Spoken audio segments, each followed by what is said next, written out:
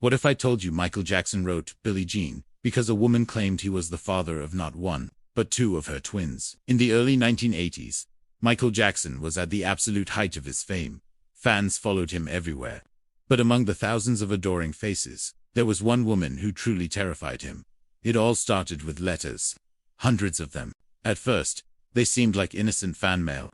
But then, they got disturbing. She started claiming that Michael was the father of her twins' children he had never met, from a woman he had never even seen. The letters got stranger and more delusional. She insisted they had a secret, passionate relationship. She sent him photos of her supposed children, demanding that he take responsibility for them. Then one day, a package arrived at his house. Michael opened it, and his heart sank. Inside was a gun and a note. It said that if he didn't love her, she would end her own life and take her children with her. Michael was horrified. He was also angry. All this fear, this pressure, and these outrageous lies that came with being famous. He felt trapped. He went to his piano, and channeling all that raw emotion, he began to write a song about the dark side of fame. The first line came to him almost instantly. She was more like a beauty queen from a movie scene. It was a way of saying this whole situation felt unreal, like something out of a film. But the real punchline, the one everyone remembers, came from something Michael had heard growing up. Back in the Jackson 5 days, his older brothers would often joke about groupies who would falsely claim one of them was the father of their baby. It was a constant, weird reality they had to deal with. So Michael took the exact phrase he'd heard as a kid, the line they used to shut down the rumors, and put it right into the chorus. "The kid is not my son." That single line would go on to become one of the most iconic and defiant lyrics in music history. But here's the craziest part of the story.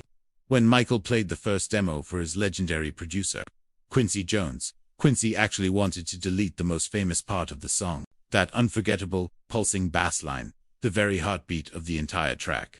Quincy thought it was too long, too repetitive. He wanted to cut it down. Michael flat out refused. He knew that bass line was everything. It was the funk, the tension, the soul of the story. He reportedly told Quincy, "If you change that, there is no Billie Jean." He stood his ground, insisting that the bass line was the one thing that made him want to dance. Of course, Michael was right. That bass line didn't just make the song, it changed pop music forever. Billie Jean didn't just become another hit single. It was the rocket fuel that launched Michael Jackson from a beloved pop star into a global, untouchable legend.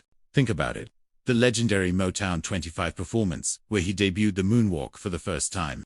He was performing Billie Jean.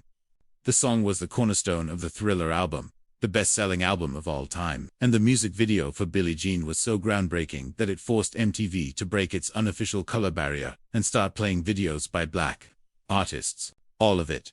The global superstardom, the iconic dance moves, the cultural shift, traces back to this one song, a masterpiece born from fear, obsession, and the terrifying side of fame.